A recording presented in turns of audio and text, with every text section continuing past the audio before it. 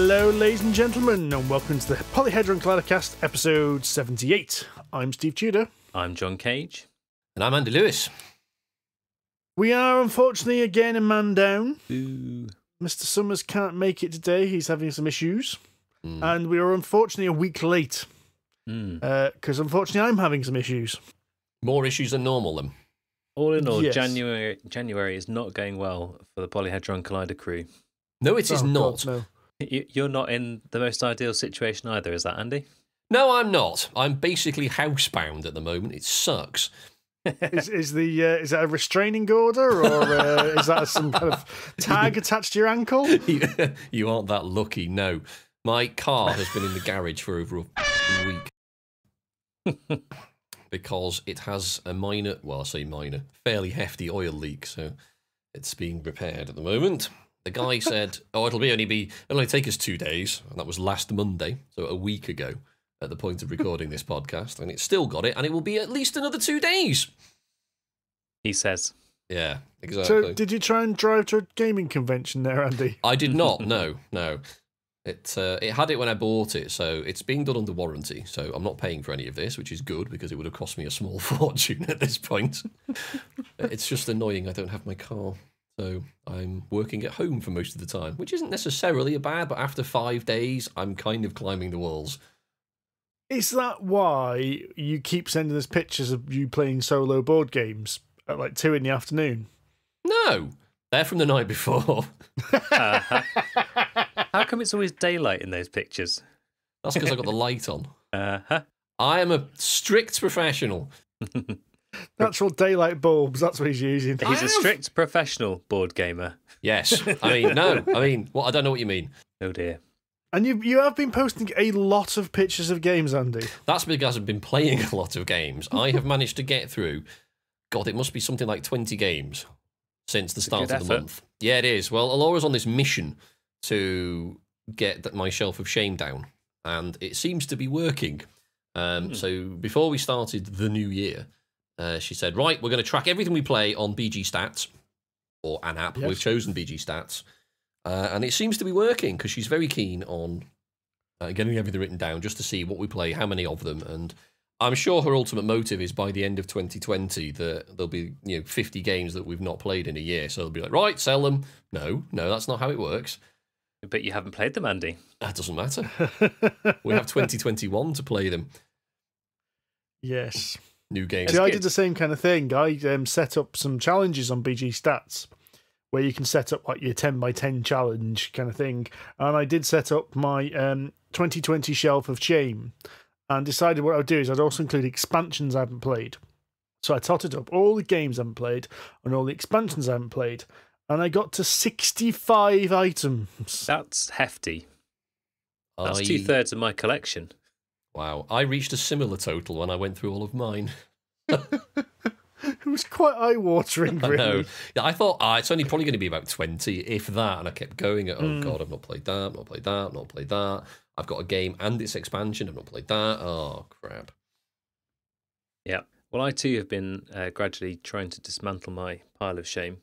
And I think BG Stats is having a positive influence on our board gaming to force us, or at least make us recognise which ones we haven't got around to.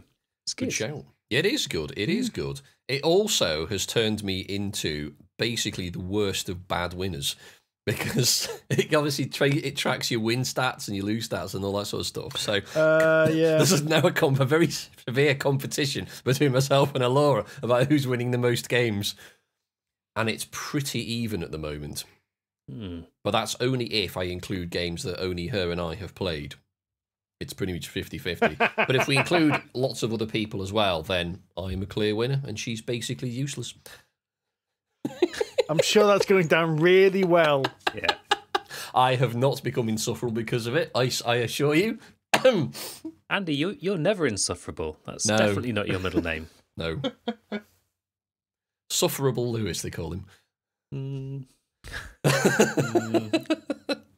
But it is having a positive effect. You're right, John. I think it's quite satisfying to put all of this stuff in, because we are nerds at heart, or well, nerds entirely, not just at heart. And it's nice to see the stats coming out. Say, oh, I played that, I did all right. Oh wow, I'm shit at that kind of game, aren't I? What's quite worrying for me, though, is on the challenges, it gives you a little bar. So it gives you a little progress bar and where you should be based on where you are in the year. Yeah, I'm very behind. Oh, well done. See, I haven't gone far with setting challenges, but I have bought the Insights module for it because everyone loves a good graph. And there's some... I say, is it worth it? It is totally worth it, yeah. You can do anything in it. It's brilliant. Oh, I do like a good graph as well. It's good pie charts and bar line graphs. It's brilliant. Sexy. Exactly. Get it bought. It's only $2.50, so get it bought. So on the one hand, part of my pile of shame is going down. On the other hand, some of the stuff that I've ordered or Kickstarter or whatever has started to turn up.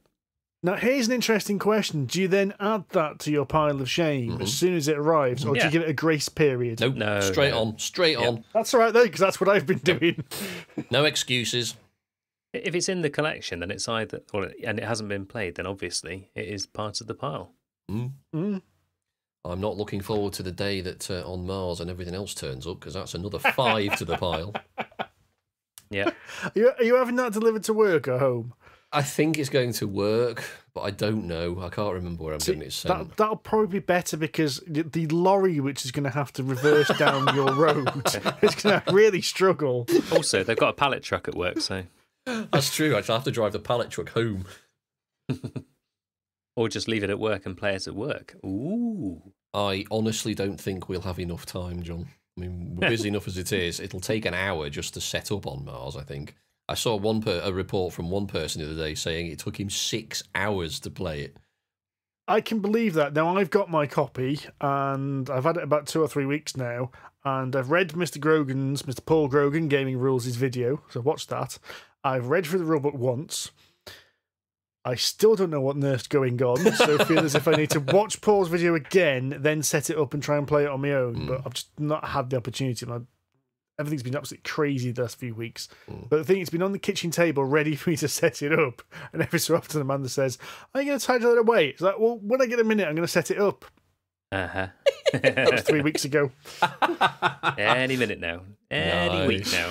Any day now. Nice. I tried to warm myself up to Vital Lacerda today because I got through a game of CO2, Second Chance, which is kind of a cooperative game about saving the Earth. Very topical at the moment. And the first time Laura and I played it, we didn't really understand what we were doing, and we got heavily punished in the first round because it's basically set over 4 decades, basically rounds. But this time I actually won, and it took me a good few hours, even on my own. So it's quite complicated, but it's a good game. So hopefully that's warmed me up to. The question is it as difficult to win as Rescue Polar Bears? I haven't played Rescue Polar Bears. Was that the one you played at City of Games last year? Yes. Yeah, I think so. The one you said it was a bit like Pandemic, but it was brutally hard and everyone died. Yeah, that's the one. Well, all the polar bears died. Yeah. We didn't. We were fine. You bastards. Yeah. We tried.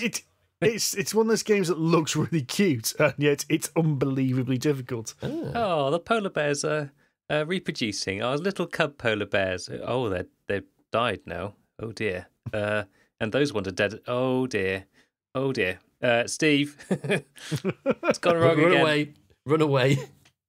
Yeah, so speaking of rescuing animals, Isle of Cats has turned up, which is quite exciting. Ooh, we should be talking about that later, I think. We shall. More on that a bit later. And also Hero Master has turned up, which I haven't quite got out of the shrink wrap now. I've got some nice pictures of it, tweeted those, and then haven't quite found a minute or two to look at it.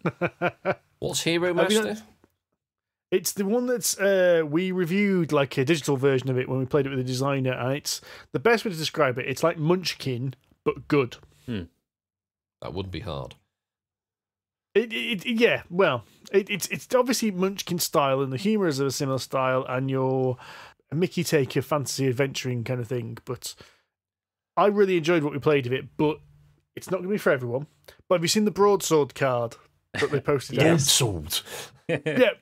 Not only Broadsword, but it mentions how that Hero Quest is the greatest game ever made. Apparently, the designer, what's his name? Noble Games, isn't it? Jamie Noble actually got in touch with the guy who does the Hero Quest is so great video to get his blessing to put that onto a card in the game. Excellent. Awesome.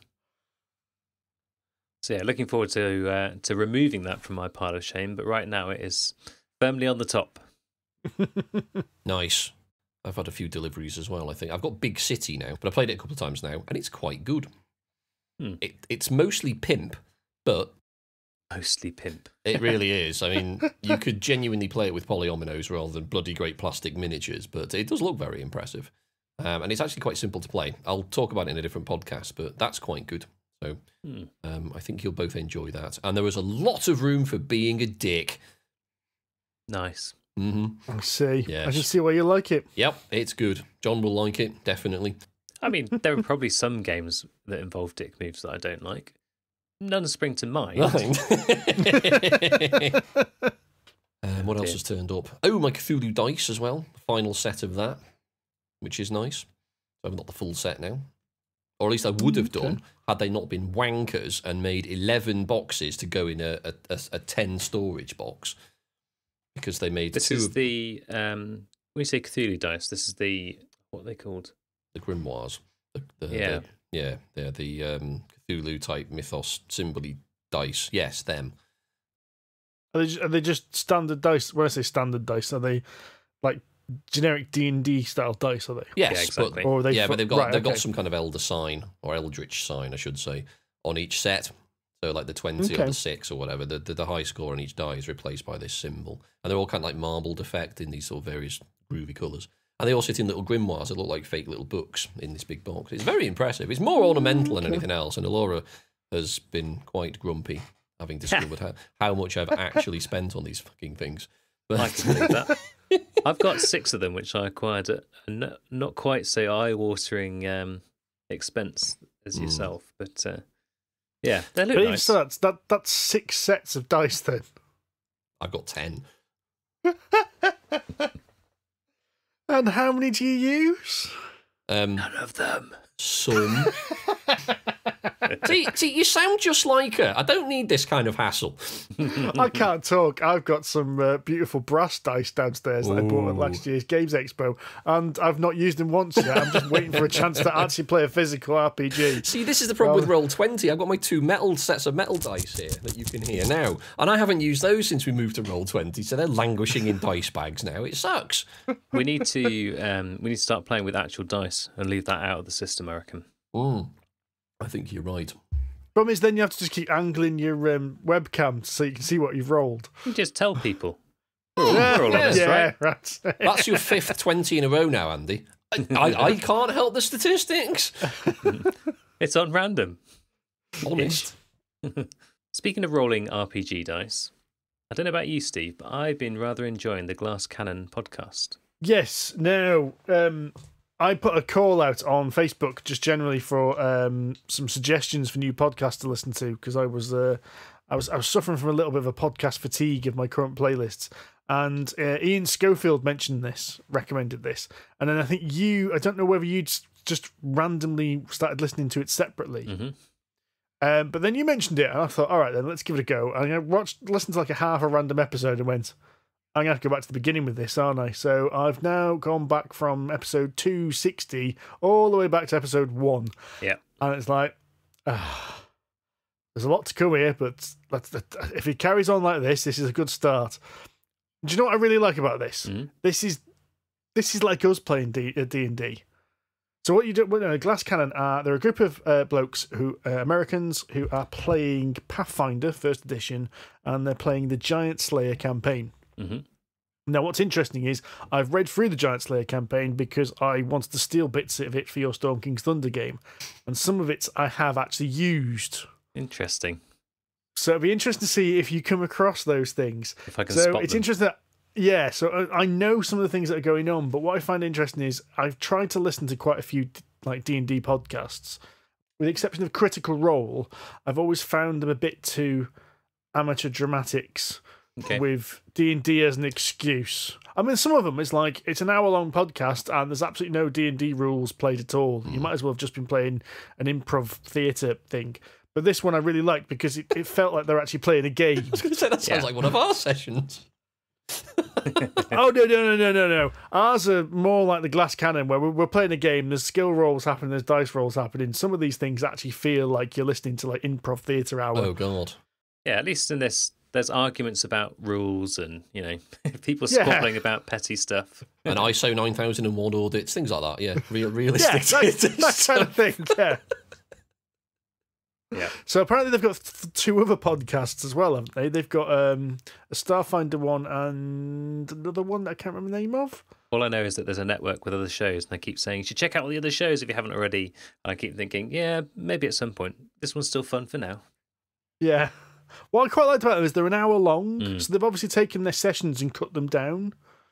Because one of the things I find sometimes a little bit annoying about Critical Role is it's like a 4-hour episode. Yeah. And I feel like it could do with like breaking it up sometimes. I love the fact that every single episode as well ends with like some ridiculous cliffhanger it sounds like they were basically mid-session, and then Troy, the DM, has just gone, no, that's it there. And every single episode they just finish with, kid, what, you can't...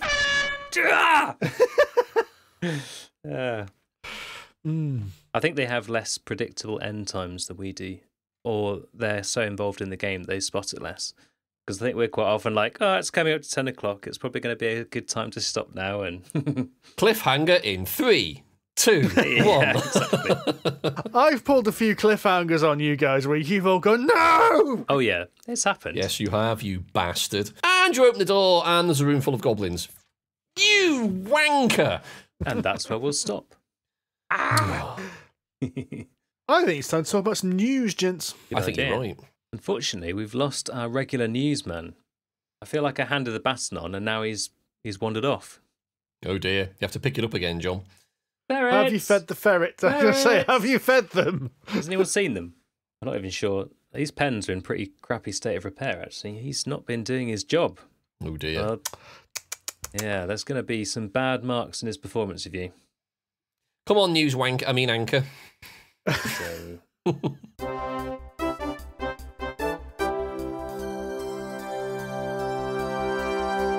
We've actually got about like 6 weeks worth of news to talk about because we did our end of the year podcast, our beginning of the year podcast, and this is now a week late. So most of this news you probably already know.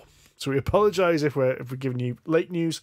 We've also found out that what we're doing is me and Andy have gone through and just deleted all the ones we weren't interested in. So I'm sorry, John, if there was something you were interested in talking about, we've made an executive decision. It's a good job I didn't expend any time this evening researching any of that stuff. Specifically, by the looks of things, the majority of the ones that you scrubbed out.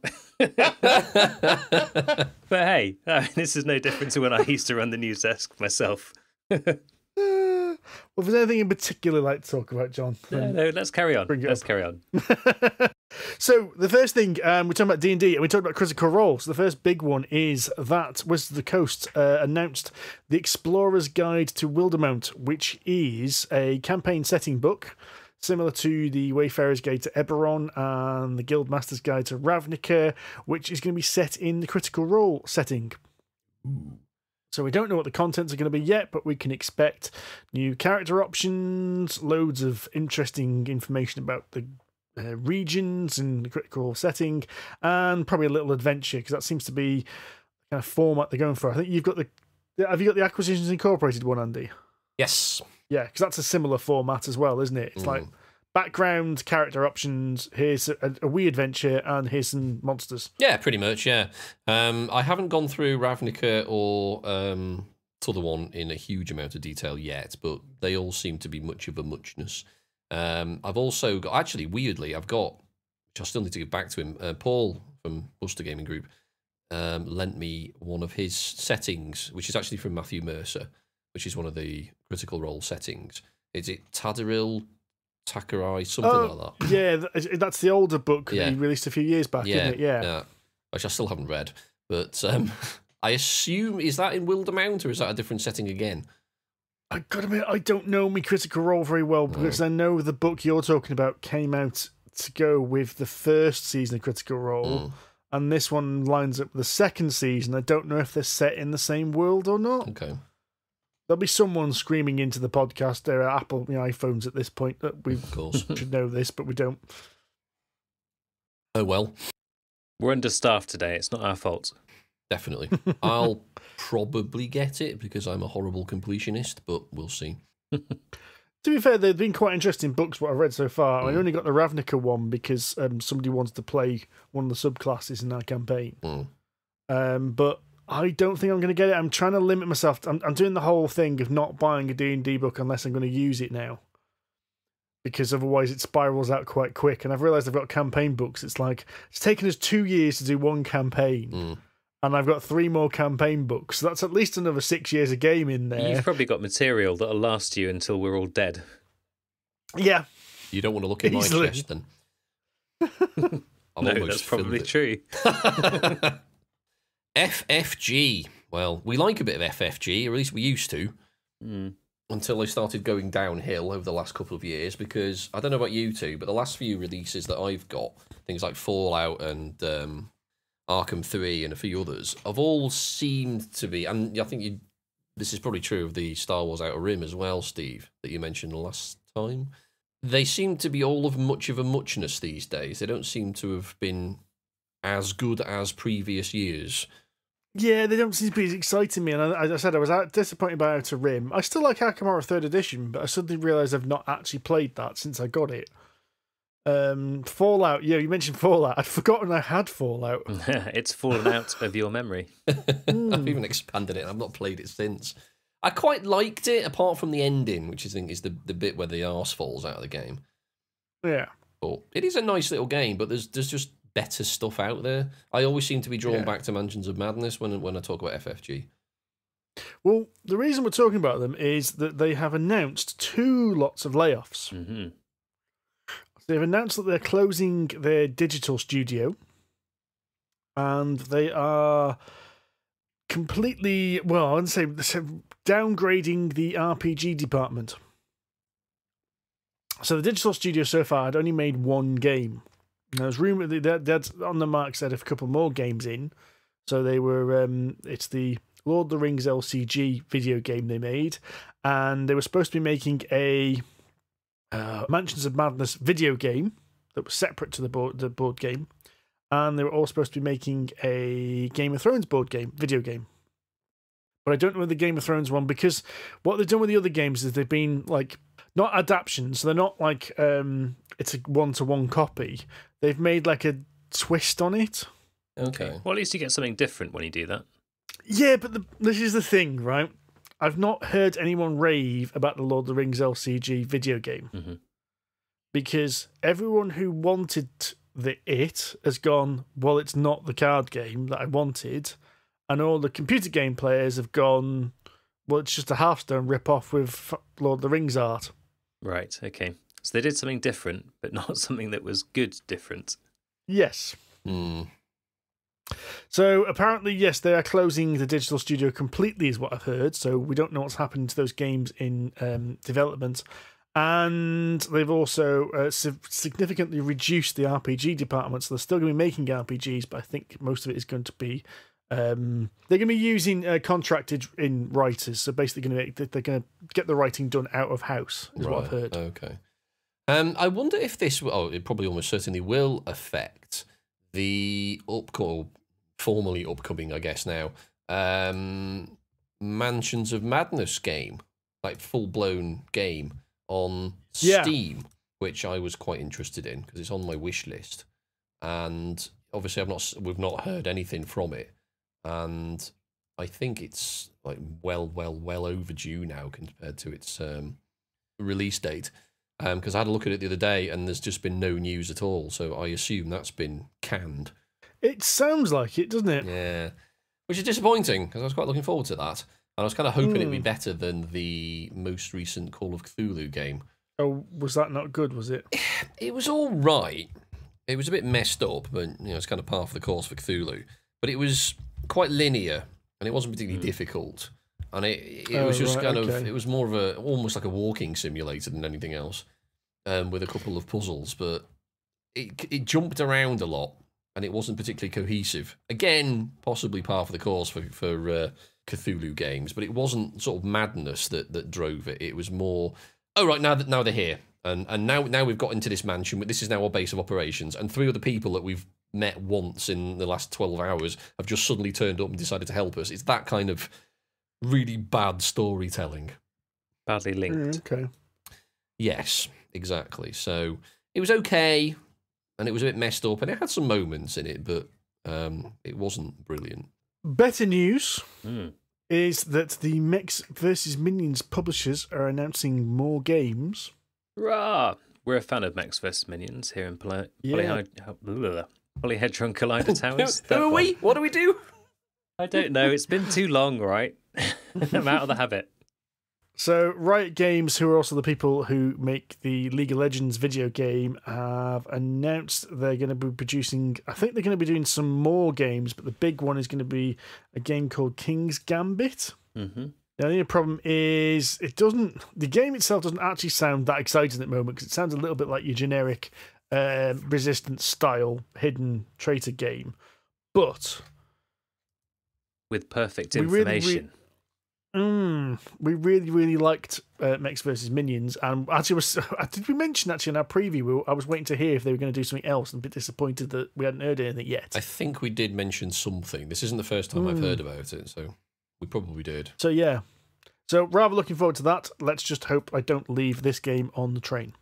Yes. Don't do that. That was a tactical error on your part when you did it. The last 2 bits of news we have, and the most recent, is that Modifius have just announced a Dishonored RPG. Poor man Steve, you mean? Very excited. How dare you? Oh, I dare, boys, because I've played Thief to death, and I've played Dishonored as well. And whilst Dishonored wasn't bad, it was trying just so hard to be Thief, and it wasn't quite as good. Well, it's the same people, wasn't it? Yes. Sort of, yes. It was a lot of the same people, and Yes. a lot of the designers. The visual designer was the guy who designed Half-Life 2. I was about to say, because it honestly looked like a combination of Victorian England and Half-Life 2. It Yeah. was the Combine and, Big Ben. Sounds pretty basically. awesome, right? Oh, don't get me wrong, I quite enjoyed it. It was a nice game, and it was probably the best attempt at stealth I've played since Thief. And I did enjoy it. I mean, it was a piss-easy game, but it was still quite good. Well, the reason why it was easy is because you could stealth it, or if things went wrong, you could quite easily, like in Thief. In Thief, when things went wrong and the guards caught you, you were in trouble. Mm-hmm. 2 guards catch up with you and basically you're dead. Well, the thing about Dishonored is you could either do it stealthy, or you could use these magical powers and these gadgets to turn into a killing machine. Yes. But you could get overpowered if you're if you weren't careful with it, and that was the thing I liked about it, because I like stealth games. I actually love the concept of them, but I'm terrible at them because I just don't have the patience when I play video games to be stealthy. So what happens is I'm stealth. Oh shit! I get found. I run. I get all the guards. The thing about Dishonored was great was you got all the guards who chase after you, turn around the corner, and then you blat them with some evil black magic, and there you go. You got the bad ending then. I can't remember which I got in the original Dishonored, because it was about 5 or 6 years ago I played it. I got the good ending on Dishonored 2, which I finished about 3 months ago. But that one you can play twice, because you play as either one or 2 characters. You choose which character you want to be, and then the other character gets murdered in the opening scene. Spoilers. Well, it doesn't matter because it's one or the other. Yeah. So if you've not played the video games, yes, as Andy says, it's linked to, well, very much influenced from Thief. So it's a stealth-ish game where you're setting like Victorian England with steampunky kind of stuff. So you got like clockwork robot soldiers and things like that. But you are a character who's been imbued with this dark occult power. So you can use it to like strangle people with smoke, or, as my favourite bit was, you can use it to possess animals and people. And my favourite was you could get into places by possessing a fish. The fish swims into the sewer, and for some reason you can like zolt out and come out in the other side of the sewer. It was absolutely brilliant. Bonkers. There's one level in the original game which I think you've got to infiltrate a brothel. Yes. And I think I found every way in and out of that place. Just by accident, just through exploring. Yeah. You were exploring a brothel for research, says Steve. It's actually to get an achievement. That's how sad I am. What kind of achievement? Was it the losing your virginity achievement? I don't know. Let's move on. Stolen innocence. That's what that achievement was called. Anyway, I think there's really good scope for this because Dishonored has a really cool morale system. Like during the game, as Andy said, you can have a good ending or a bad ending. So if you killed loads of people, it actually encouraged loads of rats to arrive. So you could tell how good you were doing by how many rats were in the sewers and things like that on the streets. Interesting. And there was also this kind of vague, grey moral choices. So you could be bad and you could be good, but they weren't that far apart. It wasn't Paragon and villain kind of thing. So yeah, really looking forward to that one. It's an interesting universe anyway. I'll be interested to try it. I think it's really ripe for a good RPG. That my only problem is Blades in the Dark steals a lot of ideas from it. So the question is it going to surpass and supplant Blades in the Dark, or is it going to be a poor man's Blade in the Dark? There's the question. Well, that's the interesting thing, isn't it? Because Blades is its own thing, but basically steals a lot of ideas like the whale leviathans and some of the technology from it. So I don't know. I think what's going to happen is I think if we do play Blades in the Dark again, I'll just tone down the Dishonored stuff so that when you play Dishonored, that's more at the forefront. I like the sound of that. I'd also quite like to play Blades in the Dark again because that was fun.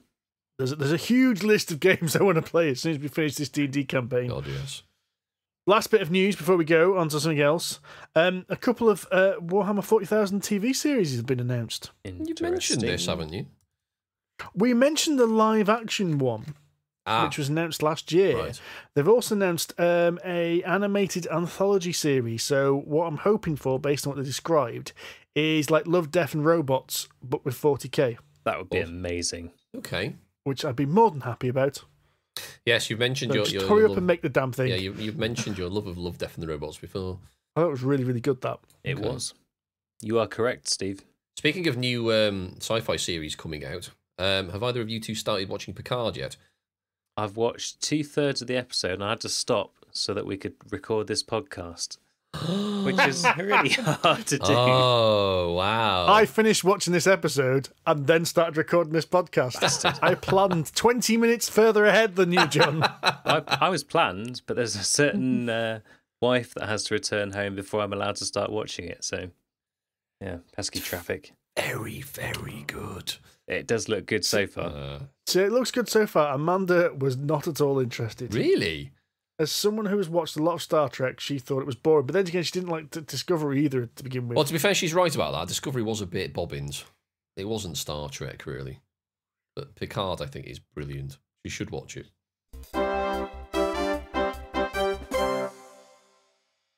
We've been playing, well, some of us have been playing some games. A lot of games. Top of the pile, speaking of my cats, they've been problematic this evening. You two have been playing An Isle of Cats. We have. Indeed. From City of Games, no doubt. So have you played this yet, Andy? No. Right. So, the idea of this game, which is a game we saw a sneak peek of at UK Games Expo last year, is you are rescuing cats from the Isle of Cats. Yes. Now, there's some story which links into City of Games about some evil bards destroying the island. The Hand of Vesh is approaching on his boat, and he's basically going to overtake the entire island, and therefore murder all the cats. Oh, we Vesh. don't want that to happen. Vesh is the bad guy in City of Kings, so it looks Yes. like it's in the same universe. Excellent. It is. Yes. So your mission, should you choose to accept it, is to sail to the same island before Vesh gets there, which means there's a time limit, and rescue as many cats as you possibly can. That's it. Simples, right? So I would describe this as a polyomino placement card drafting resource management game for 1 to 6. When you say you players. would describe that, is that exactly what it says on the BGG page? No, I deliberately didn't look at the BGG page and tried to write it down in my own words, and I haven't even looked to check. I was just thinking that feels like that encompasses everything that is essential to this game for me. So it might be entirely correct. It might agree with BGG. I don't know. I haven't looked. Yeah, I would describe this game as a cross between Bunny Kingdom and Bearing Park. Yep, I can see that. Because what you're doing is you are drafting cards which do all kinds of things. Mm-hmm. So you need the cards to lay traps. So some of the cards will have traps on them. Some of the cards will give you treasures, which you can fill up your board with as well. So what you're trying to do, actually, didn't mention, is you've got a boat. Yep. And your boat is your gridded pattern. And what you're trying to do is fill the boat with cats. Yep. And you're going to score points for getting families of cats on here as the main point scoring, isn't it? That's where your biggest section of points are going to come from. Which is the first thing I did wrong. And a family is basically 3 cats of the same colour touching. 3 or more. The bigger the family, the more points you get. Mm-hmm. What you're also trying to do is you're trying to reduce your negative points. So you lose points. There's certain rats on certain squares. You lose points for every rat you can see. Yep. And each room on the ship is like a separate room. And each room you don't fill, you lose points for. So ideally, you want to fill the boat completely, but you're going to have to be bloody good to do that, I must admit. But the other thing you're doing is part of these cards you're drafting is what they call lessons, which are basically your private victory point conditions. Although there are some public ones. There are some public ones as well, yes. Which will be things like you score 2 points for every cat on the edge of the boat. Yeah, or you score 10 points if you manage to fill the entire centre line of your boat. Okay, right. Another thing that I failed to do. This is going to come up quite a lot.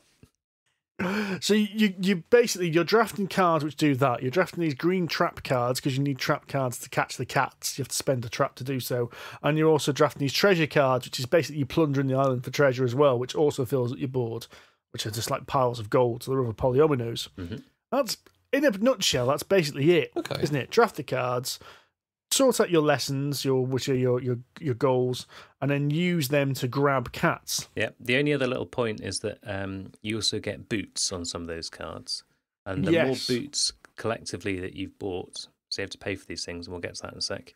The higher up the order track you go. So if you're higher up the order track, you basically get first choice of the cats when you get to that phase. So you've got a better choice of which ones you need to fill your board up. And if you're keeping an eye out on other people's boards and there's only one green cat, unlucky John. Again, Steve. Which is another thing John got wrong. Oh, wow. Did John get anything right in this game? John did not do well. No. Speaking of cats. No, John did not. I was exploring all the ways that you shouldn't play this the first time, so that the next time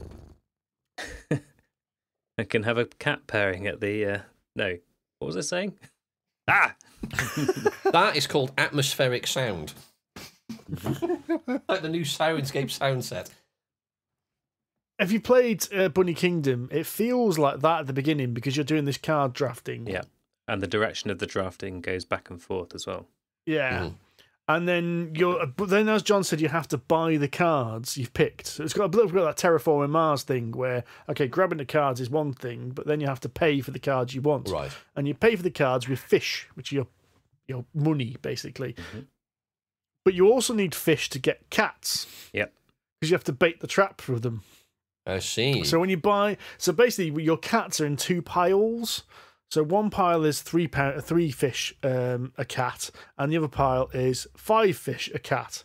So as John says, what you've got to do is you've got to kind of look over what's available, look over what everyone else wants, and then try and work out, right, do I spend loads of boots to go first, or do I hold back, knowing that I can probably get that one? And that one, that cat there will fit snugly into this gap here, but there's a good chance John's going to grab that first. So... So I need to spend more fish on boots this round so I can definitely get first. And then it turns out no one else actually cared about that cat. They were doing something else this round anyway, and I've just wasted all of that resource. That was one thing I got wrong, by the way. Yeah. Wow. So a successful game then, John? Not really. The other thing you can do is buy permanent baskets that so either you're paying for the baskets every round, or you can save up a bit and buy a permanent basket, which means you don't have to pay for that stuff each time. You can, if you do that early enough, you can save a bunch of fish over the course of the game, which means you can focus on other stuff like acquiring all the cats that score you lots of points later on in the game. Nice. Let me guess, you didn't do that. No. Am I to understand? I didn't have an opportunity to do so because the cards didn't come up. And that is one thing I found a little bit frustrating with that game, is that it can be a bit swingy. There's a thing here. We found out after we'd played. Oh yeah, there's that as well. that we had actually played the game wrong. Now, we hadn't played the game itself wrong. We just set it up wrong. What's really quite annoying is I've not learnt this game, so I learnt this game from my friends Chip and Charlie teaching me, and I don't think they set it up wrong right either. Because I think my criticism of the game at this point is what you said, that things don't seem to come up when you need them, and I don't think that's true. I just think we had too many cards in the deck. Yeah, there shouldn't have been as many lesson cards as we had. You did what I did when Alora and I played Ave Roma 2-player first time. There's actually a bunch of them that are labelled, 3+, 4+, 5+, and you're supposed to take them out for a 2-player game. So we ended up with a deck this thick for a 2-player game, and the game ends when you get through one of these decks. So the game lasted about 4 hours because the deck was about 5 times bigger than it should have been. No, what we did is we did the whole Kickstarter thing of, well, John's got the Kickstarter copy, which means it's got several small expansions with it. Let's play with everything. And we just mashed all the cards together. Don't do that. And I went, hang on, what's that symbol at the bottom left mean? Oh, that's an expansion. Oh, we shouldn't be playing with that. What does this symbol at the bottom left mean? I have no idea. I can't find this referenced in any rule book. Well done. Did we find out what that symbol was? Yeah, the little pink bag is just to say that it's a Kickstarter expansion, and you should be playing with that. It was the, okay, it was the little, enough. I think it was a little basket symbol or something that we should not have been including. So next time we can play it properly. But the first playthrough, despite losing horribly, I really enjoyed. And due to the beauty of board game stats, I can say that I nearly tripled John's score. Oh, wow, that's a bit of a spanking. Annoyingly, that still hasn't come through, and I can't find it on Board Game Geek. It's not, actually, because I've got to send it to you. Oh, there we go. Although, do I really want to record that one? Yes, you don't get a choice. There are some performances I don't want to record, but I am forced into it. Meanwhile, back in the board gaming world. Yes, less about my Friday nights. Mm. Oh, Yeah, I think everyone enjoyed it though, despite despite the fact we got a couple of rules wrong, and despite the fact that I lost, I still enjoyed it. good. No, I thought it was a really good game, actually, Yeah. and I'd be more than happy to play it again. I think I kind of got my head around the strategy, and I also think that because of the way the cards work with these lessons, I think it's going to be a different game every time as well. Yeah. I think it's going to be difficult to predict. And because, you're going to be fighting over different cats for it, I think there's lots of different ways to play it as well. My only complaint would be at this point is I'm not quite sure where it's aimed. Because I remember Frank, who's the designer, he said to us that he's aiming it kind of at the wingspan level. Mm. And I think it's a little bit more complex than that. Especially when it comes to the scoring. I thought scoring was quite involved. The scoring felt more like Tiny Towns. Well, I think it was even more involved than that. I mean, even the little sheet, there's like 12 different places where you can score. Bloody hell. And if you score a lot of lessons, you've got to keep scoring all them as well. Because it came to Spiky Dave, and Spiky Dave was like, and I've got this lesson, and I've got this lesson, and I've got this. And I actually ran out of room in the box to note down all the scores. What I didn't realise is that John hadn't gone through his scores yet, and I could have just let them carry on into that box. Because John was like, I got this lesson. Didn't get that one. Got this lesson. I came 95% close to finishing about half a dozen lessons and managed to score. I got one. That was it. I'd been working my entire game trying to get those things to work. And the neglect of actually getting groups of cats, which would have scored me a lot more points anyway, I remembered at the end. I think I was just having an off moment for several hours. So you wouldn't say it was an issue with the rule book then? It was more just a couple of rules you missed in terms of setup and play. Well, it was just set up we missed. It wasn't an issue with the rule book. Okay. It wasn't an issue with the way the games. It was actually a fairly minor thing in setup we got wrong, which would change a little bit of the dynamic of the game. I think there could have been a slightly clearer guidance on how you should combine Kickstarter bits and other things like that. Would have helped. Because I saw this question a few times. Other people had asked similar sorts of things. It wasn't quite as obvious as it could have been. Mm. The other very minor criticism I have is that Frank seems to have something against inserts in games. And it bothers me that there's all these nice components in there, but they're just sort of sloshing around in the box. He always has these clever setup videos of how you can put things back, but I don't know. I like it when there's slots for everything to go in to keep everything safe, so it's not just going to smash around in there. It worries me that it's going to damage itself. what baggies are for, isn't it? Yeah, but even in baggies, I don't know. There's some quite heavy chunks of card in there, like the actual decks of cards, quite a substantial mass. And it worries me that that's just kind of relatively free in there. I'm sure it'll be fine. It's probably just a hang-up I've got. It's like the opposite of my insert of choice, isn't it? Yeah. So yeah, I was quite impressed with Cats. Yep. We definitely need to play it some more. We need to play it some more with Andy. We need to play it some more with Rory. Yes, I would like to play it. It did look interesting when I saw it at Expo, and Frank gave us a sneak preview. I think, if I remember rightly, because he was trying to aim it in the middle of Baron Park and like something like Feast for Odin. Oh, kind of halfway between the two, because yeah. I think he was just basically bored of most tile placement games or polyomino games being just far too bloody light and easy, because, they're over in sort of 15 minutes, whereas he wanted one that had a bit of chunk to it. It sounds like, from what you guys have been saying, that it meets it hits that target, broadly speaking. It's a little bit heavier, yeah. Excellent. So, you lot have been pissing around with Cats, where I have, and in fact, independently, I think of you two, I have been building things in a kingdom in the West. Planning to build things, you mean? Yes. Well, partially building things as well. In Architects of the West Kingdom. Ah, yes. We've all played this. We have, independently, weirdly enough. But I've played this probably about 4 or 5 times now, in various play accounts. And it is by Garphill or Garphill Games. It's a PH, so I'm not sure if it's Garphill or Garphill. I always thought it was Garphill. Games. But it looks like it should be Final Frontier Games because it uses the Maiko for all the artwork.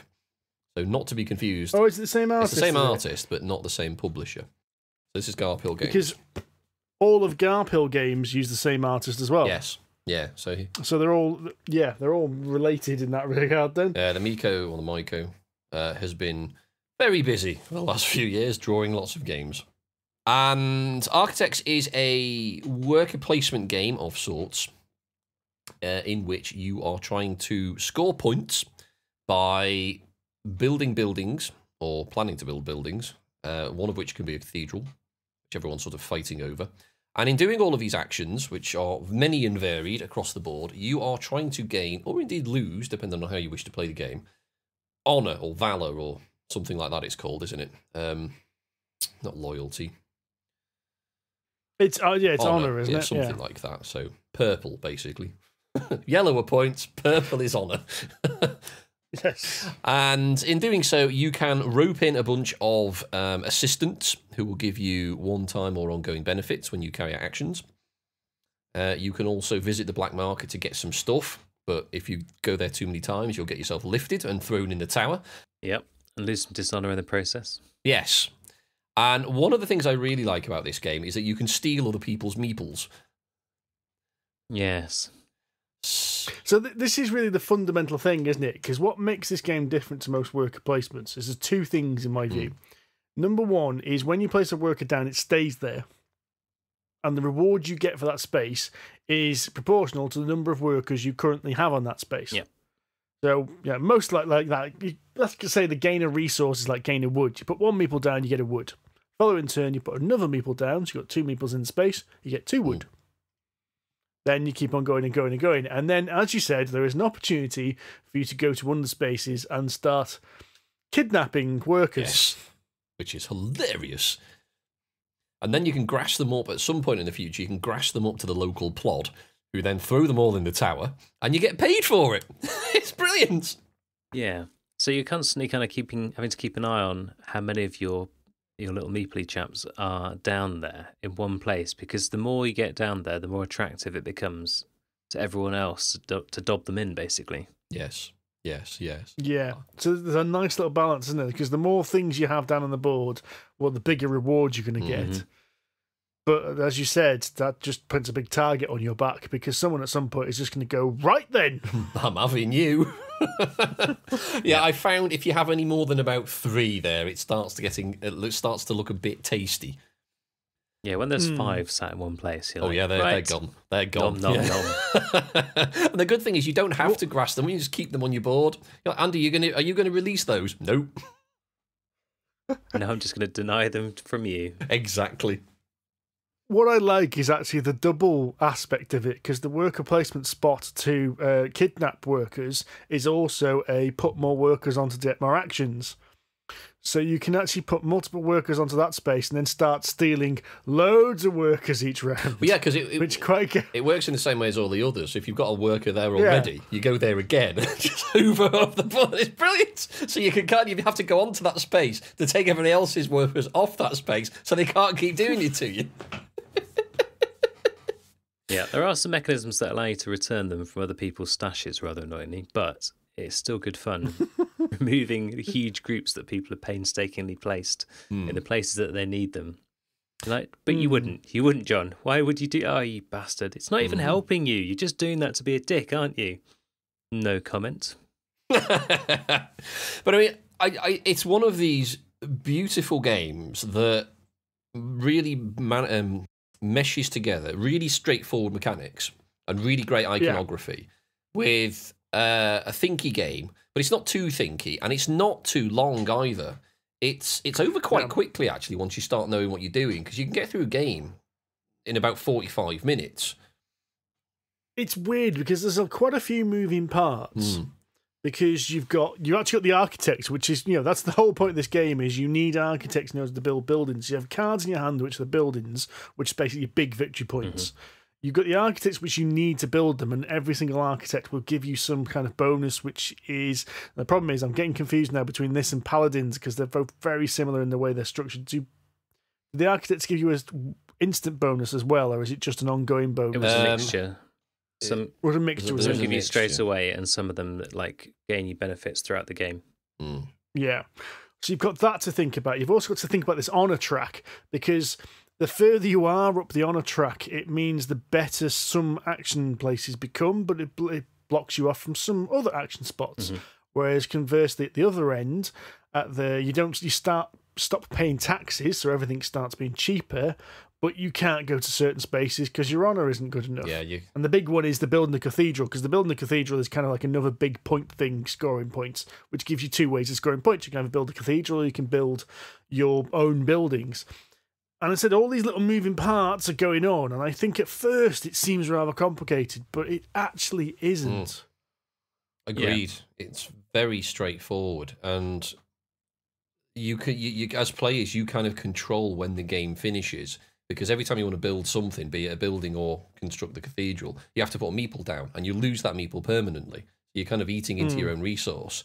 But then there's a little track that scales with the size of the number of players. But once you get to the end of that track, that's it, game's over. So you can see when the game's coming to an end, and it really does rattle on very quickly when, after the first round, everyone's got a couple of resources, then people start building smaller buildings. And this meter of meeples just keeps going up and up and up, and all of a sudden there's like 6 meeples going bang, bang, bang, bang, bang. You're like, shit, the game's over, and I'm not even let it go, you bastards. It does seem to accelerate towards the end. And there's what we haven't mentioned is also like the black market spaces, which are kind of like the spaces where only one meeple can go on, and they stay there. They can't even wrangle them back with this kind of like meeple kidnapping action.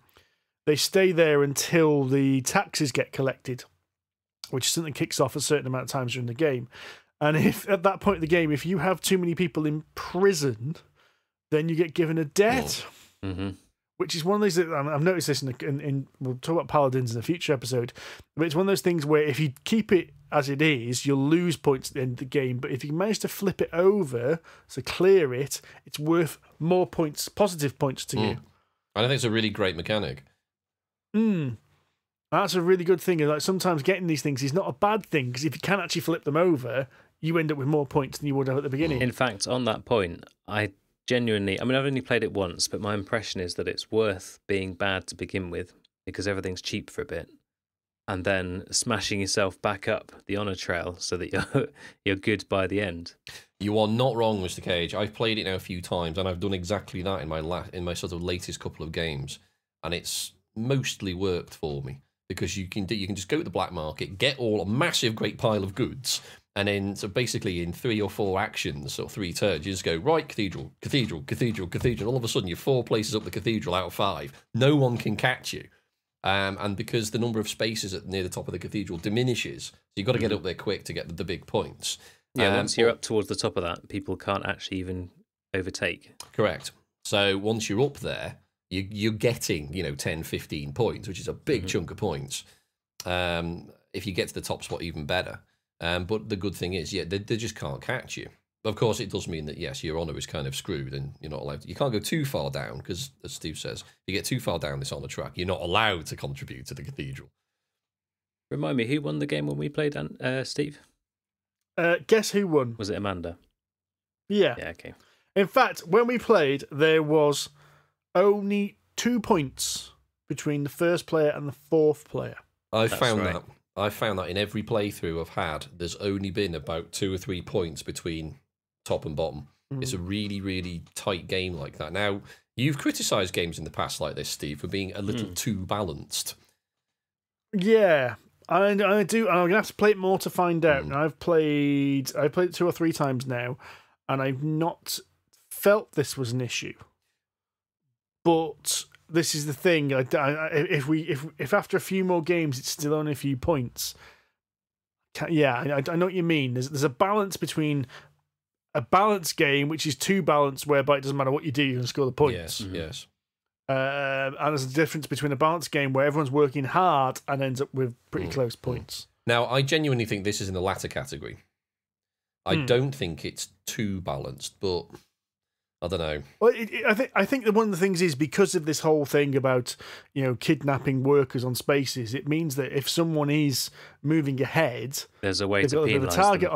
There's a target on their back. Or if someone's being really optimal and having loads of workers in those spaces, there's a way of punishing them for that. So, I mean, looking at the plays that we've had, I've not been involved in all of these games, but I've been involved in most of them.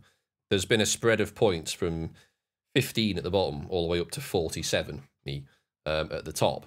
Now, that's not been in every game, but it does indicate a good spread of points. Now, some of those were new players to the game, so I guess it will depend on the players you have. But it's bloody good, and I really like it. It's also an easy teach as well, because it is literally just put your meeple on one of these spaces. Oh, okay then. And away you go. I've played it now. I've taught it to 2 different groups of new players to the game, and they've all picked it up in 10 minutes. It's been really straightforward. Like maybe 1 or 2 questions about what does this icon... And the iconography actually is something that really helps. The iconography is really straightforward, really simple, and really easy to understand. Although we were dealing in swimming pools.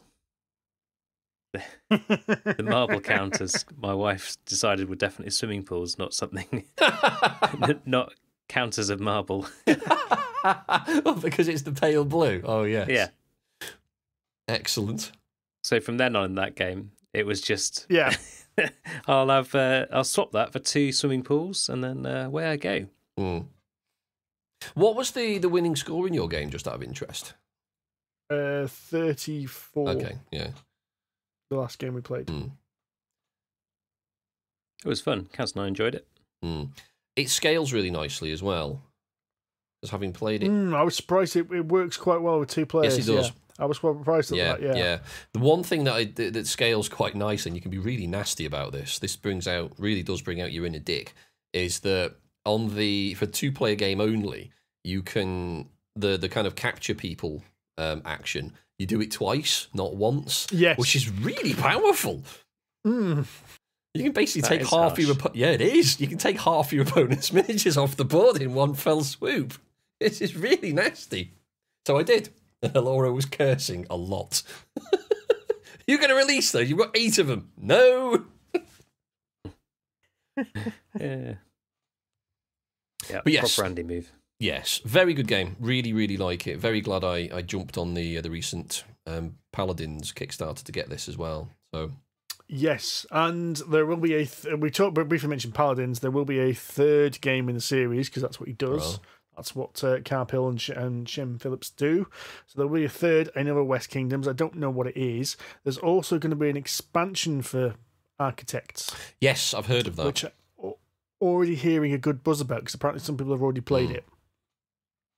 Yes, Nice. I may get that.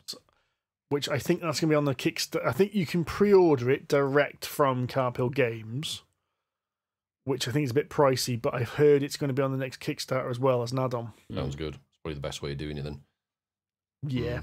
I think so. really hope they actually open up and do a sort of another Kickstarter. If they do this on the next Kickstarter, is open up the possibility of buying all the North Sea games, because that was the previous series, wasn't it? The sort of Raiders and Yeah, stuff. I never got onto the North Sea games, but I kept hearing good things about them, and now I'm kind of like, I'm gonna have to buy these, aren't I? I'm feeling exactly the same way. Now I understand why people love them. So yes, we'll be getting them. I'd definitely be tempted to add Architects to my list, and I need to play Paladins at some point. Paladins is a big step up. Mm-hmm. Yeah, it's weird. It's like if you've played Architects, you recognise there's a lot of common symbology, and there's a couple of mechanics which are similar. Like the way the debts work is the same, but it's a much more complicated game, isn't it? Mm-hmm. It's a hell of a table hog. Yeah, it is. Oh, we were talking about no inserts, right? They're in tiny boxes. They're in tiny, tiny boxes, and trying to get everything back in the box is a nightmare. It all fits in Architecture, no problem, but yeah, it doesn't fit in Paladins. Pain in the ass. There's about 3 mil. He's trying to shut this lid. Get shut, you bastard! And it just keeps popping open on the shelf. But anyway, we shall talk about Paladins in probably the next podcast. Yep, sounds like we need a bit longer to discuss that one. Yes, we do. Yes. But for now, we have questions. Many, many questions.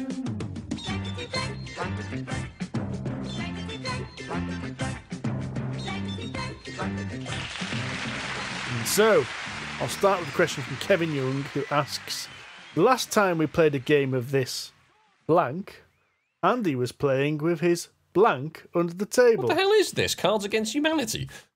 It's blankety blank, It isn't is. it? Do we get a checkbook and pen? Blankety blank. So the last time we played a game this blank, Andy was playing with his blank under the table. Does it have to be the same words both times? No. Well, okay. What's David say? Andy's playing with his cats under the table. Yes, let's say that. Playing with his pussies under the table. Playing with his meeple under the table. Oh dear. A game this dull, heavy, light, shit. Let's move on, Yeah, shall maybe we? that wasn't a good one to start with. Yeah, Leon Green asks, if you could see industry-wide changes in terms of game production, what would you like to have? I actually robbed this from a discussion that was ongoing on Facebook because I thought it was actually quite a good question. And I know all three of us have touched on it in the past in various guises. I thought, right, let's formalise this and have a jolly good chin wag for, 5 minutes. Oh, changes in terms of game production. I think Interesting subset. an official review process for board game rules. So every board game that wants to be published, there should be like an association that says it must be this high to cross the bar. And if you don't get that, you're not allowed to publish that game. Sorry. It needs to go through gaming rules, is basically what you're saying. I wouldn't want to put too much food on Mr. Grogan's table because, frankly, he gets quite enough referrals from us as it stands. But, well, yes. I mean, that would solve the problem, wouldn't it? Yeah, I mean, I will harp on about shit inserts as well. Not just because we do the annual awards, but because it's really annoying that you get an insert that works for a game when it's not punched, and then you all punch it out, and the bloody thing either doesn't fit, everything pops out everywhere. Something like Lords of Waterdeep is a good example of that. Or some people sleeve their cards, so they all don't fit. I don't generally sleeve cards, so I don't care. Or they're just badly fitted, or you can't get the components in because the components have either warped or the vac form plastic of the insert has warped slightly and you can't get stuff in. And overproduction is a problem. We've talked about that before. Druid City, we're box looking sizes. at box sizes. Box sizes. Uniform box sizes. Pick one or two sizes and stick to them. Yes. There's nothing worse than having an odd-sized box on your shelf that you just can't fit anywhere. That is very true. The weird thing is, on the whole, a lot of board games do this. I mean, you guys can see this shelf of games right behind me, which fits very It does neatly. indeed. But then you've got, like, shit like this, which I'm pointing to. Villagers, we're looking at you. Villagers, which is such an odd-sized box that just doesn't fit anywhere. Mhm. Yeah, Too Many Bones, that's a stupid size as well. I mean, it's a lot in it, but it's still an annoying size because it's big and square and it won't fit in the Kallax. Well, at least FFG have stopped doing the coffin boxes now. I quite like I've them. got one game. Yeah, but they didn't fit anywhere. They were like the worst. They just didn't fit. It was like, no. We've angered him. Yes, and so much shrink wrap. Get rid of it. There must be an alternative now, surely. I hate shrink wrap. They're working on it, aren't they? Well, we had something the other day which was wrapped in potato starch wrap. Can't remember what it was now. And it seemed to do the job. Yeah, do something like that. And if you must use shrink wrap, can you, for the love of God, put one of those little peel strips around it? Yes. I've damaged so many cards opening board games. Now I'm like a ninja at it, but so many cards over the years I've like damaged one or two because you just can't get anything under the side of the thing and it won't open with it. I've killed a card again. Yep, there's a dent in the top of one of them, so everyone knows which card it is. Yeah, I've done the same, John. I know exactly what you mean. I agree. Shrink wrap is the bane of my life. Mark Capel-Helm asks, 2019 felt like the year of expansions and stupidly large Kickstarters. Too many minis, not enough game. Where do you see this year heading? Will we get some decent board games, or is it going to be mini overload again? Well, given that there's 2 CMON games currently ongoing, I suspect we're probably going to get the latter. I'm going to take offence at this question. I'm sorry, Mark. I'm going to complain about your question here, because to me, Kickstarter has always been the stupidly large Too Many Minis game. Because the first game the two first games I ever saw on Kickstarter were Sedition Wars and the one by Mantic Games that I can't remember what it is now. I can't remember what it's called now. That memorable, eh? Oh, yeah, well, yeah, unfortunately it did die a little bit, although I really, really liked it, what I played. But Sedition Wars, for instance, that was a CMON games before CMON was CMON. Yeah. Okay. If that makes sense. It was... No, it was Guillotine Games, which I think merged with CMON later on down the line. Okay. So that was one of the first proper, here's a shitload of minis, and we're going to add even more minis. Dead Zone is the Mantic Games I'm thinking of. So the Mantic Games one was Dead Zone, and that was like more minis. And both of these campaigns were like, here's more minis, here's more minis, here's a stretch goal with more minis, here's some more minis, here's some more minis. And this was 5 years ago. So I think the whole miniatures thing has always been part of Kickstarter and always will, mainly because making minis is not cheap, and the most expensive thing to do is make the molds, which means Kickstarter really is best place for it. Set up lovely for that, because it means you can invest in the cost of the molds with certainty that you're going to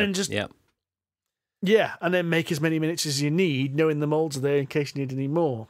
So I have to admit, I do agree that if you don't like it, don't buy it. I know that's kind of a slightly obstinate point of view, but you don't. I mean, I don't pay for the CMON games because they're full of big heavy minis, and I don't see the attraction of their games. It's just my personal taste. I don't think there's anything wrong really with what they're doing.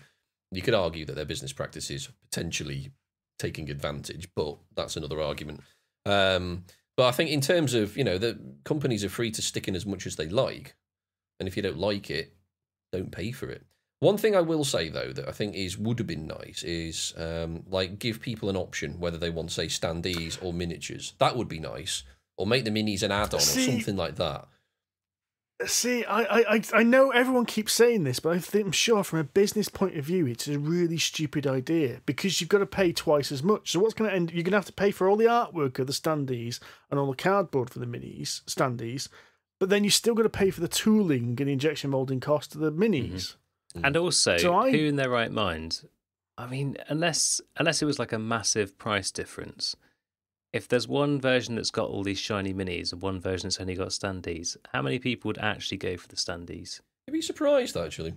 It'd be interesting. We've got a perfect example of this. We actually have actual data we can use for this because we've got 2 games. We've got Farsight, which was the game which came with cards and minis, and we've got the game both me and you have backed, John, which we've both backed different versions of it, which is in Oathsworn Into the Deepwood. Okay. I have backed the Standees version because at the time I couldn't afford the minis version. Yeah. I'm not saying and you have backed the minis. I'm not saying there's not a good reason to do it. I just think no. largely people would go for. And what I'm saying is we've actually got real data, and I'm mainly stalling here so I can find the 2 Kickstarter pages so I can tell you the real figures. You know, you are allowed to just look it up and then pause it and then edit it in, Steve. You know, this is not real time. So, to give you an idea, Farsight did a core game box, which included the game on its own. That can't be right. And a legendary box, which included the mechs. Oh, well, Farsight only had 670 backers. So, I went for the squad leader, which had the core game, and only 79 people backed the core game. Whereas 320 backers backed the game with the miniatures. There you go. So you're looking at 3/4 of the people backed the game with the miniatures. Oathsworn is 1,633 backed the Standee version, and 4,724 backed the miniatures version. There you go. Minis win. So minis win. So it's all right saying you'd rather we'd have Standees and miniatures, but people's wallets say people want miniatures. Okay, there we go. And if you want to know what games are coming out this year that we really like the look of, listen to the last couple of podcasts. Nice. Very smooth. Andrew, I'm going to get his name wrong, but I apologise in advance. Pidhadjeki. Sorry. Andrew asks. Andrew asks, are companies overpricing games on Kickstarter? Yes. It feels like a large number of Kickstarter have their basic pledges at $100 plus, which means that I haven't backed a game in months. Now, we were talking about this, actually, I think, offline or sometime recently, where I actually went through my Kickstarter list over the last few years since when I started. And when I first started backing stuff on Kickstarter, I think it was about 3, maybe 4 years ago. One of the first ones I backed was Cavern Tavern, and that was about €50 when I backed it. And it does appear that, for me certainly, the games that get me more interested these days are definitely in excess of $80 or $90 a go as the entry level. And of course, it just goes up from there. Now, I honestly don't know, because I haven't really checked or studied, whether you get more for your money now, if there's a lot more in the boxes, or if they are just the production values are increasing, you're getting slightly better components. I don't know. No, I think there's a couple of things actually happening here. Number one is people are getting more risk averse, and this is the Kickstarter creators, because there were lots of tales of people at the beginning of Kickstarter losing their house because they'd got their numbers wrong and end up losing money. So a lot of people are getting more aware of the prices of actually manufacturing games. People are getting a lot more aware of the price of shipping games, because that is the point where it always fell down in the past. And I can't remember the name of the game, but Golden Bell, where the publishers recently got into trouble by trying to save money on shipping and using methods in America which weren't supposed to be used for this kind of game. There are whole companies just dedicated to fulfillment now. Yeah, which didn't exist, 5 years ago. The other one is as well, this is something that Cesar's mentioned when he was on the Win at Wizards podcast, and it was a big deal on the new Spirit Island podcast. It was a big deal on the Spirit Island Kickstarter, the latest one, where companies are now becoming a lot more aware of tax and import duty. So I think what's happening is that people aren't trying to rip you off. They're not trying to overprice games on Kickstarter. I think they're just trying to price them at the point when they can make a little bit of profit out of it and carry on. It's going the other way. They're being more honest about it. They're being more, well, they're not being more honest. They're being more realistic about it, exactly. I think is what it is. They've got a better appreciation. Yeah. And here's the golden rule. No one's getting rich off Kickstarter board games. True. No, that's not true. Not Kickstarter are getting rich off of Kickstarter board games. Very See how true. many millions of dollars they've been through Kickstarter, and they get a percentage of all of that. 10%, I think, if I remember rightly. Is it 5 or is it 10? Something pretty hefty. Yeah, it's in that region. Yeah, I mean, even Simon, Simon are a public limited company. They're on the stock exchange in, I want to say Hong Kong, but I can't remember. And they keep announcing that they're having trouble because they're not making as much money as they've told their investors they're going to be making. So, which is an important thing. But I know what he means. That there are a lot of Kickstarters. I mean, I think there's one on, I don't know if it's finished yet or not. Is it Oath? The one from the maker of Root? Mm-hmm. Yeah. Yeah, we talked about it in the last podcast. Rory was really, really excited about it. I looked at the price, and kind of went, if that had been half that price, I would have jumped on that. But at that price, I am in two minds, I have to admit. I've looked at it and thought, you don't actually get that much in the box for the price. And this is it now. I think it's starting to become a bit more of a... I'm definitely looking at Kickstarters more and going, well, do I actually really want that? Or can I let it slide? And most of the time it's being, I'm going to let that slide. Am I certain enough that this is going to be something that's really going to make it to the table a lot? Or shall I just wait a bit and see what people think? Yeah. I mean, there's always the risk. I mean, the fear of missing out thing, there's always a risk that game won't come back. But the general rule is, if a game's popular, it'll get reprinted. Yeah.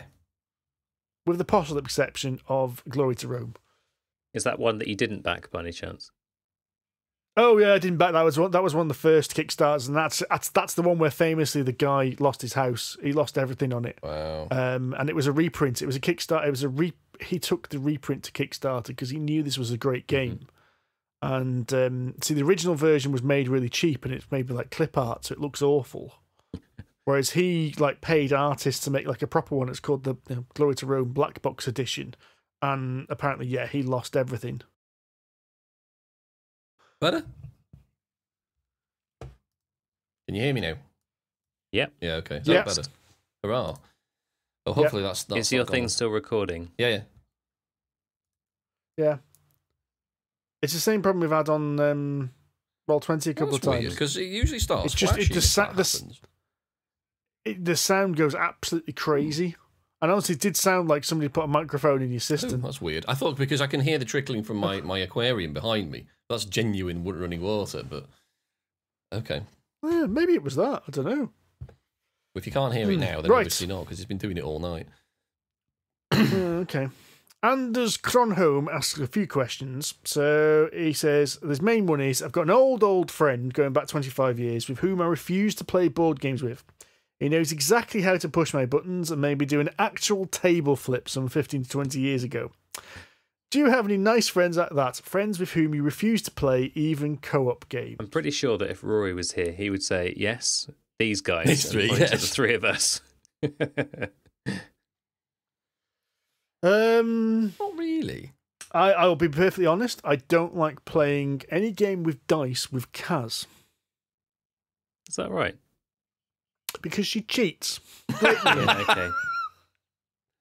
Especially if it's co-op, because she doesn't feel like she's cheating the game then. You play Arkham Horror, she rolls a dice and go, I don't like that, and just picks them up and re-rolls them.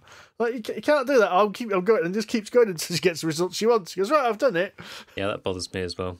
Wow, that's terrible. Although, I mean, she will with a bit of resistance accept that you have to accept the first dice roll, but she would quite happily accept that the third dice roll was the correct one if we weren't there to be picky about it. Wow. But I don't think there's anyone that I wouldn't. There's no one that's pushed my buttons or that I've pushed buttons of sufficiently that I wouldn't play with them anymore. I don't think. No, I'm the same. I mean, there's a couple of people I know who are less attentive when it comes to learning rules. Either just because they're not paying attention when you're trying to teach them, and they just forget the rules again and again and again. You're like, for the love of God, but. I don't refuse to play them because ultimately they're not. I don't think they're doing it deliberately to be a pain in the ass. They're just, they've got a mind like a sieve. No, I am Andy. I'm doing it deliberately. I'm not referring to you. So I've not refused, but there are a couple of people I will try not to play games with. Although because I've moved house and moved away from old gaming groups, it's not much of a problem. There was one particular player, I think I've mentioned this player before, who would get a brand new game and would actually look up strategies online before playing the first game. So the first game you played, he would absolutely trounce everyone. And everyone's like, everyone couldn't even learn the rules because he'd beat them at the game before they'd actually got the head around the rules kind of thing. It was just like, it just wasn't fun. That's rubbish. a bit poor. Mm. Prefer learning by mistakes and learning the game as it goes.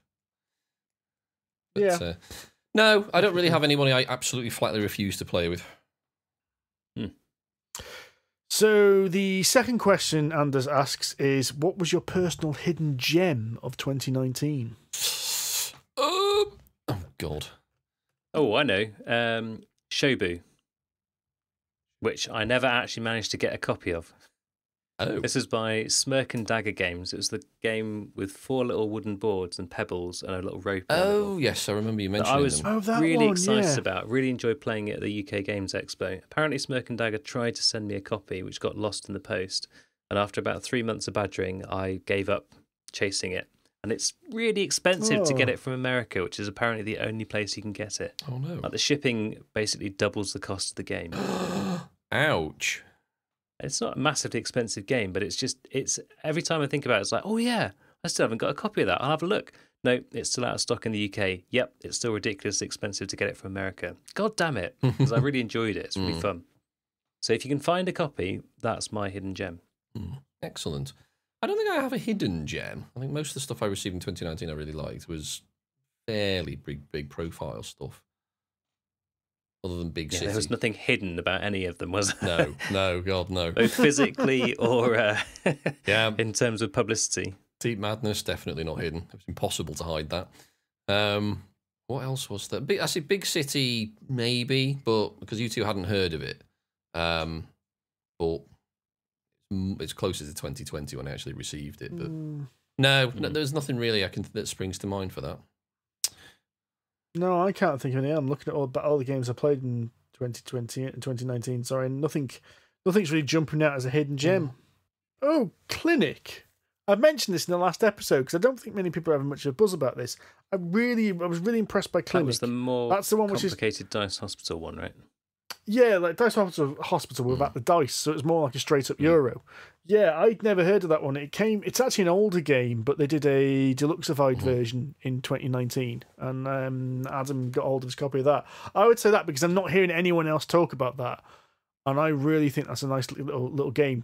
Mainly because it's that little 3D puzzle as well, because you're trying to actually build the hospital. You actually have to build on top of previous floors and find enough parking spaces for all your staff and your patients. But other than that, it's very similar to, like I said, like a Euro-y version of Dice Hospital, hiring staff and things like that. Ben Hopper, friend of the podcast. What do you think of Hero Forge Colour Kickstarter? I think it looks quite interesting. Have you guys seen this? Nope. I have. You haven't seen it, Andy? No. So what they're doing is they're 3D printing in actual colours directly rather than painting. Oh, this! No, I have seen this, yes. Miniatures up front, and they don't look as impressive as, say, a professionally painted miniature, but they do look quite impressive. Considering they're just printing them out, that's, yeah. For D&D miniatures for games that we don't have time to paint, it's kind of attractive, I think. If they can get as good as the quality that's shown on the little demo on the Kickstarter page, I think that would still look pretty amazing. Yeah. And I mean, and from a technology point of view, I'm really intrigued as to how they do this. Same. Because I used to work a lot with 3D printing. I don't think we mentioned it on the podcast, but I used to use 3D printers all the time. I'm about 5 years out of date on my technology knowledge now, but I can't see how you would actually do this without having like 16, 20 filaments all going in and it being able to swap them. And I don't know how you get the resolution. I mean, this image here even shows the eyes being a different color. It's pretty impressive, really, isn't it? Just nuts. Yeah. I quite like the fact as well that you can get the actual 3D printed things, but you could also get tokens. So if you, like us, play a lot of online RPG kind of stuff, there's ways on there to get the same thing as like a little token you can use in the game, and that becomes really attractive. So you can have like a physical Zandhorn and the virtual adjusted look down view of them. I think it's a really cool idea. Okay, yeah, no, I've just seen that. Yeah, they're pretty cool. Now, I had a look at Hero Forge a few years back, but it was when it first started, and I found the options were a bit limited. I'm assuming since then they've like opened these up. I mean, just some of the miniatures they're showing on here are just massively varied. But when it first started, I thought they were just a little bit too limited. But no, that looks pretty cool. Yeah, It's a nice idea. so yeah, quite interesting. Well, lots of people agree with you because it's making £1.5 million at the moment, so it ain't exactly. Yeah, it's doing well. It's on my watch list. I'm tempted. Well, I have far too many miniatures as it is that I haven't painted yet, so I am steering well clear. We don't have to paint this Yeah. one. That's the Yeah, point. but I don't need any more miniatures. Yeah, but the point is you only buy one miniature with this. This is the whole thing about Hero Forge. You buy one miniature, which is your character for your D&D session. You could have an Arrakis miniature. Now that is quite a nice idea. There we go. Yeah, that's the whole point of Hero Forge. It's 3D printed, and what you do is you customize that model and then order that customized model. So it would legitimately be him. And you can even then use the token in the actual game. Yeah, you see. Bastards. Hook, line, and sinker. Got a big one. And how much is it to back this thing? It's 30 of your British pounds. That's not bad. Mm-hmm. Anyway, no, back away. Close the browser. Yep, no. Right. I had him click save for later. Duncan Cowan asks, are you coming to Tabletop Scotland this year? Yeah, dauber. Remind me, when is it? It's end of August, I think. I don't know exactly when. No, I'll have a tiny human at that point, and That's I'm going to struggle to justify any kind of gaming, let alone going away for a weekend of fun. I would very much like to. Gaming. Because I haven't been for a couple of years, and Duncan keeps inviting me, and I've not been yet. But I think this year I might be able to go. It very much depends on whether Alora and I end up going to the west coast of America for her birthday or not in September. Because that hasn't been nailed down in stone yet. But we shall see. Sorry, Laura, I'm going to go and play board games instead. Yeah, I can see that going down well. 22nd and 23rd of August, There we 2020. go. I don't think I've got anything in the diary at the moment, so it is a good possibility. But we shall see. Watch this space, yeah. Edward Crutchington asks, what one game do you wish had a more relatable theme? Keep the mechanics, just make it a better theme. Tapestry. What theme? Exactly. Although, what mechanics as well? Yeah, which ones? Yeah. Yeah. Do you know It's what? a bit of a cop-out answer, isn't it? I actually went through another game of Tapestry before the podcast because I'm determined to be not shit at it, and I just want to know how to get a better score. So I just played literally just me. I didn't use any automas or anything like that. I just went through and kind of assumed a sort of best case scenario. I went through the entire game, and I actually scored 299 points. Filled up the city with all of the little houses and buildings and stuff, and got to the top of 3 of the 4 tracks. So it's clearly possible. But obviously that's a very best case scenario, and obviously doesn't include interaction, and some of the people and the around the gourd will have had some of the buildings I've already had. So I suspect I would obviously not really do as well as that, but it is at least nice to know that I can get up that far. But anyway, I digress. A more relatable theme. Oh, God, I don't know, because... Terraforming Scotland.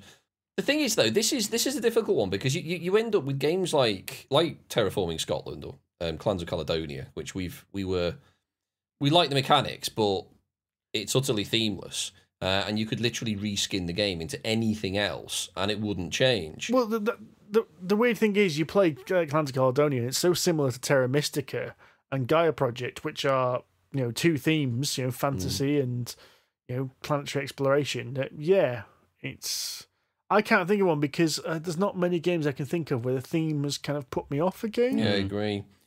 Because, if a game doesn't have a theme I'm interested in, I wouldn't buy it, and therefore I wouldn't play it, so I won't be able to comment. I think it's much harder to picture as well. Good mechanics trapped in a bad skin, as it were. Yeah, I agree. Good way of putting it. I mean, you could argue, say, for instance, Dominion, but that's just because it's got a paper-thin theme. But even then, I can see the thematic link in Dominion. I think I just don't seem to be the only person who can.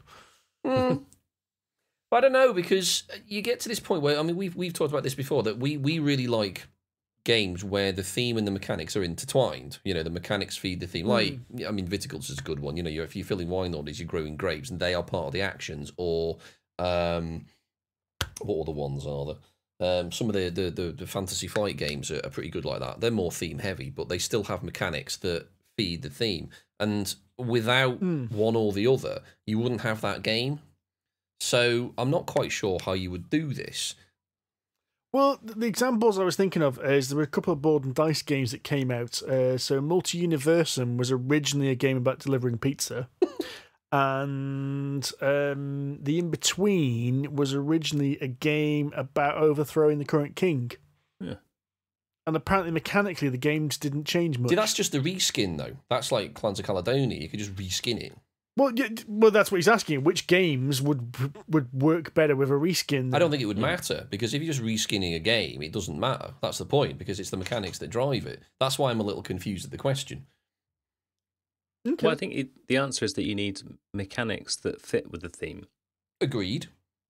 But okay, let's rephrase it. Yeah, go on. If let's pick a game where the mechanics are good, but you would want to retheme it into something different. What, like Gaia Project? Into like Terra Mystica into Gaia Project, for example. Possibly. Not that I've played Terra Mystica, but I have played Gaia Project, and that was very good. I don't know, really. Tricky. It's going to be a fun one to edit this as well. Yeah, I've got to admit, I can't think of one. I'm actually really struggling now to think of a game where I really like the mechanics but don't like the theme. I mean, the one that people often say is people don't like Secret Hitler because it's called Secret Hitler. Oh, because of the... Yeah, okay. Because of the fascist links to it. Now, I've seen people have done their own homemade versions of that where they've made like Secret Palpatine and Secret Voldemort and things like that. And Secret Palpatine actually fits in really well with the theme. In fact, it almost matches actually, yeah, there you go. Secret Palpatine actually matches the mechanics of the game better than Secret Hitler does. Because Palpatine was hidden and Hitler wasn't. Yeah, okay, that makes sense. Yeah, exactly, yeah. There we go. That's our answer. There you go. So, we should actually re-put these questions in a different order because Alberto Coccadrillo asks, is the cancelled Beyond the Monolith Kickstarter and the delays in Simon a signs of saturation in the Kickstarter market, or that past super successful projects don't always mean future success? Now, there's going to be a lot of speculation now, isn't there? There's a lot of speculation here. However, I think the Beyond Monolith Kickstarter failed because Monolith Games really couldn't decide what they were trying to sell. I just think it was a bad business decision. So